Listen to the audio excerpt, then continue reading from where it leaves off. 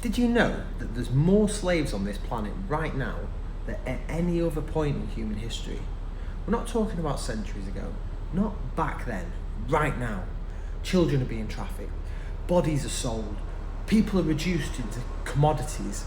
This isn't theory, it is documented reality.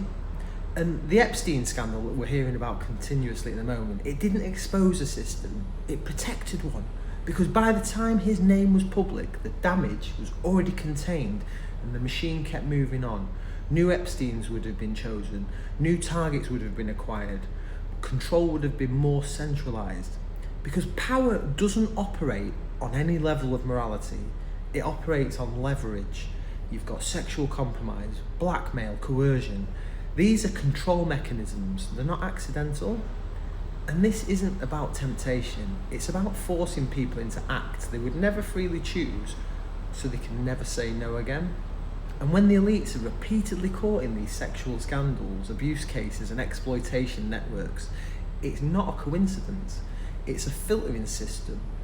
Only those who can be controlled and are prepared to do whatever it takes to get that taste of power, they're allowed to rise up the system.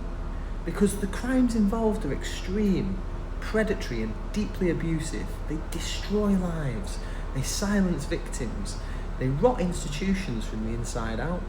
And every time a scandal breaks, the public is shown just enough to feel that it's informed. Meanwhile, the real operations adapt, relocate and continue. Because what we see right now is that the world argues about historical slavery, his fault, her fault, their fault. But modern slavery is thriving quietly in the background. Trafficking routes expanding, exploitation scales upwards, profits grow, control is consolidated.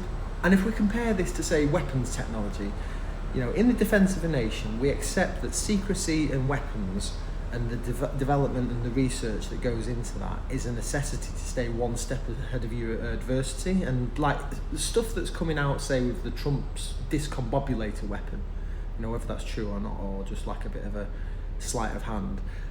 But a lot of the technology, whether it's drone technology, whether it's like secret flying crafts, when that's released to us, it's because there's already something else in the works that's going to be greater than it. And we can kind of accept that because it's important, but we can't accept that type of secrecy in leadership because it breeds corruption, it breeds abuse and it breeds betrayal. A ruling class that is repeatedly compromised is not fit to rule.